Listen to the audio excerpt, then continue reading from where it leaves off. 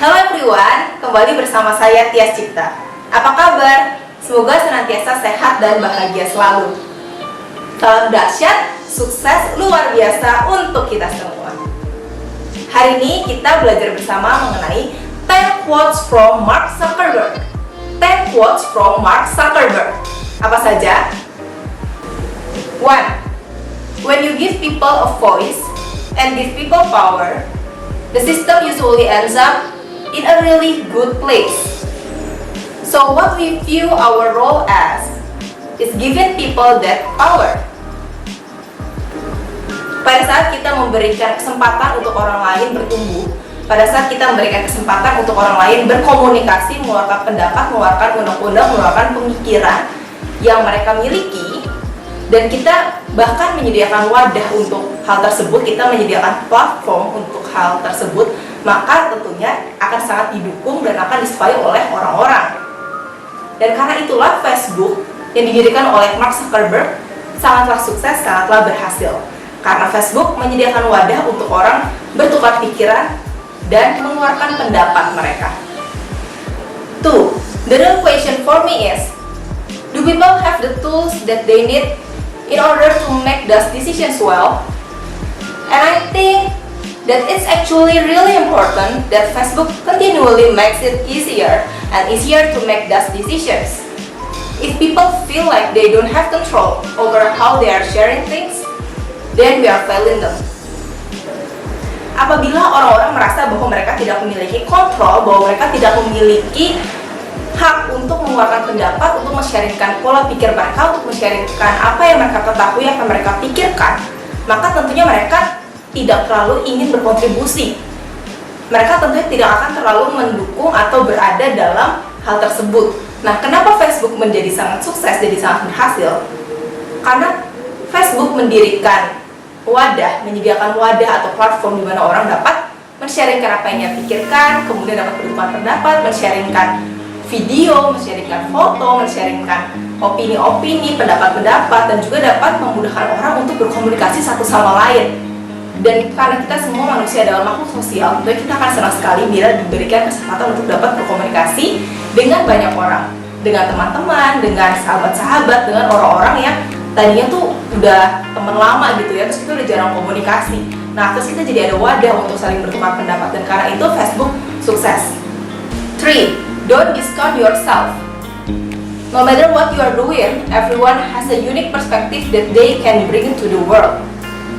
Jangan mendiskon diri kita, jangan meremehkan diri kita sendiri, jangan meremehkan kemampuan kita, karena setiap orang unik, setiap orang berbeda, setiap orang memiliki kekuatan, kelebihan yang tidak dimiliki oleh orang lain. Karena itu setiap orang dapat memberikan perubahan yang tentunya positif untuk hidup orang lain, dari lingkungan sekitarnya sampai ke masyarakat luas. Setiap orang dapat memberikan dampak pengaruh yang sangat positif untuk hidup orang lain. Karena itu kita tidak perlu minder, kita tidak perlu merasa bahwa kita kurang, tapi kita harus percaya diri karena kita semua memiliki kelebihan yang tidak dimiliki oleh orang lain. Kita memiliki value yang tidak dimiliki oleh orang lain. Kita memiliki competitive advantage, kita memiliki added value yang tidak dimiliki oleh orang lain. Dan kalau ada orang yang tidak menerima kita sebagaimana kita adanya, berarti ya kita nggak perlu pikirin pandangan mereka gitu, karena jadilah versi terbaik dari diri kita sendiri, dan itu lebih dari cukup. 4. Some people dream of success while others wake up and work hard at it. Sebagian orang memimpikan kesuksesan, sebagian orang ingin untuk menjadi orang yang berhasil, tetapi sebagian orang lainnya bekerja keras, berjuang mati-matian, pantang menyerah, terus berusaha, gagal bangkit lagi sehingga mereka sukses. Pertanyaannya, kita yang mana? Apakah kita hanya ingin menjadi orang yang sukses? Apakah kita hanya bermimpi saja untuk menjadi orang yang sukses? Ataukah kita sudah berusaha yang terbaik, bekerja keras, do our best, fight and fight, jatuh bangkit lagi, pantang menyerah, sehingga kita menjadi orang yang sukses? Pilihan ada di tangan kita.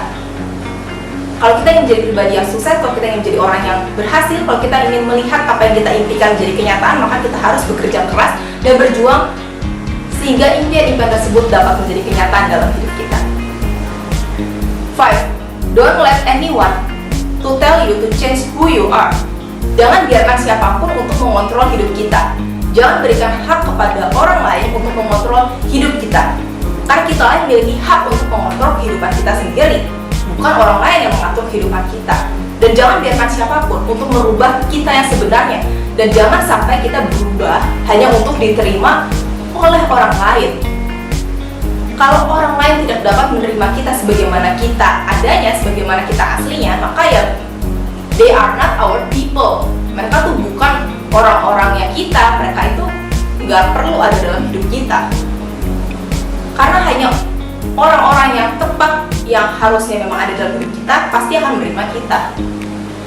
Yang kita sebut our people. Jadi jangan pernah merubah diri kita untuk diterima oleh orang lain. 6. If you actually do something you love, it's a lot easier and takes on a lot more purpose. Pada saat kita melakukan sesuatu yang kita suka, pada saat kita melakukan sesuatu yang benar-benar merupakan passion kita, pasti kita akan lebih bersemangat, kita akan lebih bergairah, kita akan lebih dahsyat, lebih luar biasa, kita akan benar-benar berusaha mengerjakan yang terbaik sebaik-baiknya. Dan apabila kita melakukan hal yang memang kita suka, pastinya segala sesuatunya jadi lebih mudah karena memang kita suka untuk melakukan hal tersebut. Dan pada saat kita melakukan apa yang kita sukai, itu akan membantu kita untuk mencapai purpose dalam hidup kita. Itu akan membantu kita untuk mencapai tujuan, visi, goal, sasaran, impian dalam hidupnya kita. Sebagai contoh, Mark Zuckerberg memiliki passion yang sangat besar dalam bidang teknologi. Karena itulah Mark Zuckerberg berusaha untuk menciptakan Facebook.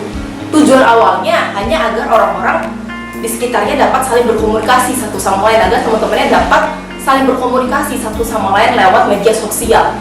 Tetapi pada saat beliau melakukannya, beliau mendapatkan visi yang lebih besar lagi, yaitu untuk menjadikan Facebook sangat besar, sangat luar biasa. Dan kemudian pada saat beliau juga menyadari bahwa memang ketertarikan beliau akan dunia teknologi begitu besar, beliau juga membeli Instagram dan juga WhatsApp. Berawal dari apa yang beliau ingin untuk lakukan yang hanya merupakan hobi, kemudian dapat membawanya untuk mencapai sebuah visi yang besar, sebuah impian, sebuah goal, sebuah sasaran, dan bahkan dapat merubah hidup orang banyak. Sebegitu besar kekuatan visi yang bahkan dapat merubahkan hidup masyarakat luas. 7. I'm here to build something for the long term. Anything else is a distraction.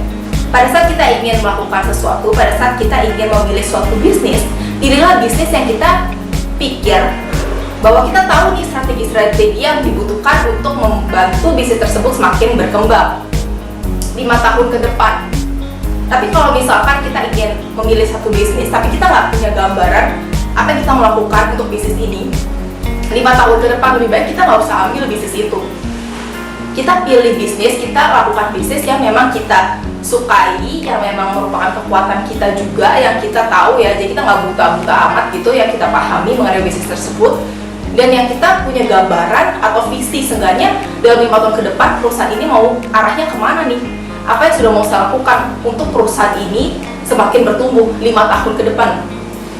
Kalau lebih 10 tahun ke depan lebih bagus lagi, 20 tahun ke depan lebih bagus lagi, cuman kan kita juga harus melihat bahwa ada perkembangan zaman ya, jadi seenggaknya kalau misalnya kita udah punya gambaran untuk 5 tahun ke depan atau 10 tahun ke depan itu udah bagus gitu. Tapi kalau kita dalam mengambil suatu bisnis, kita nggak punya gambaran untuk 5 tahun ke depan, sebaiknya kita tidak perlu untuk ambil bisnis itu.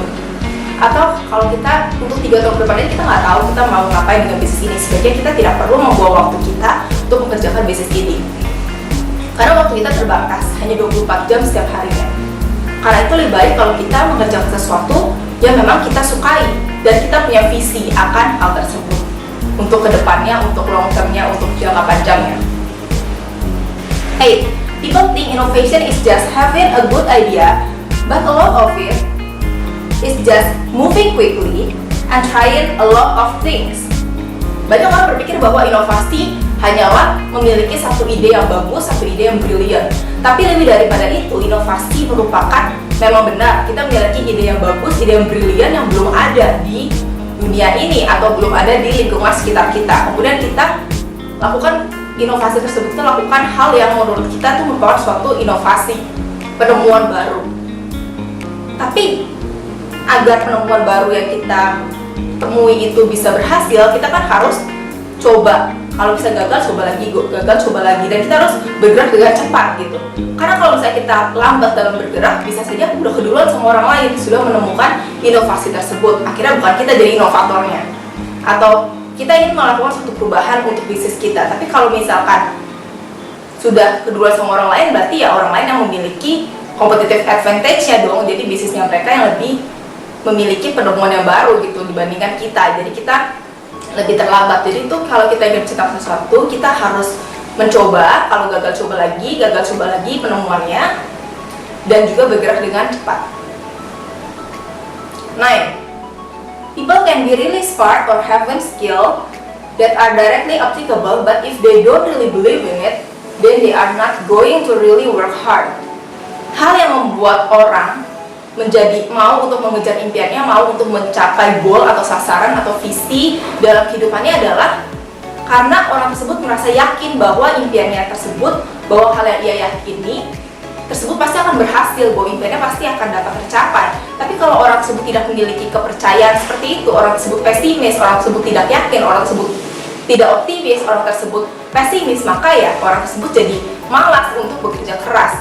Orang bisa bekerja keras, bisa berusaha, berjuang karena melihat adanya harapan bahwa apa yang orang tersebut impikan dapat menjadi kenyataan dalam hidupnya. And the question I ask myself like almost every day is, am I doing the most important thing I could be doing? Pertanyaan yang sangat penting untuk kita tanyakan kepada diri kita setiap harinya adalah apakah kita sudah berusaha melakukan yang terbaik dalam apapun juga yang kita kerjakan. Apa kita sudah mengerjakan hal yang penting, hal yang perlu, hal yang tepat untuk kita kerjakan? Apa kita sudah berada di jalan yang benar? Apakah kita sudah ada di track yang tepat? Apakah kita udah on the track? Apakah yang kita kerjakan sekarang itu membuat kita menjadi lebih dekat dengan sasaran hidup kita? Apakah yang kita kerjakan sekarang membuat kita lebih dekat dengan goal kita, dengan impian kita, dengan visi dalam hidup kita? Itu yang harus menjadi pertanyaan kita dan harus kita jawab dalam hati kita masing-masing setiap harinya.